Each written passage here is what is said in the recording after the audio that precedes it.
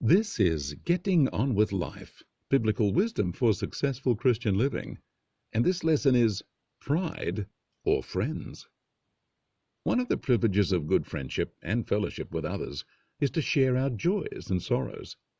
In order to achieve true sharing, we have to become selfless, or at least open our hearts to others rather than just be absorbed with self. Yesterday I had a conversation with someone and found their responses often directed attention to what they knew or what they had done. That took me back to conversations I had years ago when each person competed to impress the other. I'm sure you know the kind of interaction I'm talking about. One tells us something new they saw or thought about, and the other points out they had already seen or thought that. Someone tells where they have been, and the other says they've been there too many times to care. It is one-upmanship. One-upmanship is the technique or practice of gaining an advantage or feeling of superiority over another person. It's where a conversation is a competition, and you try to keep 1 point up on the opponent all the time. In other words, it's a way of putting others down. What I noted in the chap I spoke with yesterday is that for all of his been there, done that talk, there are gaping holes in his life. He may have been there or done that, but those things didn't help him work through his issues. So whatever he knew or had done was quite meaningless in practical terms. But what was also disappointing was that our connection was not one of him receiving from me, but of trying to impress me.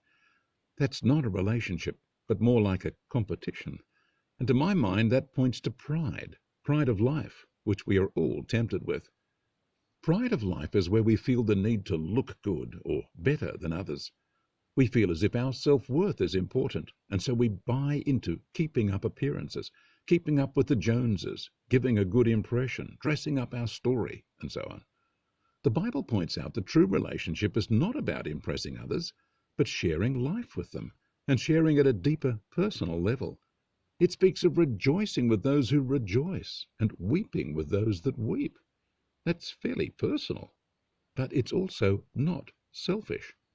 Romans 12:15 and 16 tells us, "Rejoice with those who rejoice, and weep with those who weep. Live in harmony with one another. Do not be proud, but enjoy the company of the lowly. Do not be wise in your own opinion." In our insular West, with its self-focused living and pride, we are not raised to rejoice with those who rejoice. We are likely to think, "Well, that's nice for you, but I have other things to do. Your joy does nothing for me, so I take no particular interest in it." Or we might even want to springboard off their joy to talk about our own. "Yes, I felt like that too, when such and such happened to me." We are likely to ignore their joy or try to bring the attention to ourselves. Consider the child who brings some new thing they just received to show their friends. Some are impressed, but some other child can only say, "Oh, one of those. I have a better one than that, and it has more features than yours." Such a comment shows arrogance of heart, self-focus, and callous disregard for others. True friendship and loving one another, as we are commanded to do by Christ, has to be free from pride. That's why I call this lesson Pride or Friends. It seems to me that if we have pride, we are not being truly friendly. We are much more likely to disregard the feelings of others. The proud person thinks everything is about them and their reputation in the eyes of others, or about whether they care or not. When we are totally self-absorbed, we only care about ourselves and what suits us. So we mistreat others by denying them true care, love, and fellowship. So someone comes to tell you something you know or show you something that doesn't particularly impress you, but to them it is something exciting or delightful.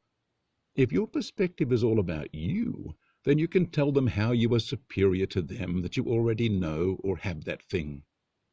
A selfless person who loves others and is a good friend shares in the joy of the other. They are delighted that their friend is delighted, and they enter into that delight. Even if what the other is delighted in does not interest or impress them, they can delight in the joy they see in their friend. Parents and teachers get to do this often, when children bring to them something that seems special to the child, which may be nothing more than a common rock or a dead beetle. The child may be delighted or fascinated. Scorning them could be quite harmful. An empathetic response basically says, I know the joy you are feeling, since I felt that too, and I'm so glad you are getting this pleasure. I rejoice with you, and I wish you many more times of such lovely delight. The focus is on the other and their blessing, not on us. Jesus told of a widow who lost a coin and swept her house trying to find it. When she found it, she wanted to share the joy with her friends. That's Luke 15:9.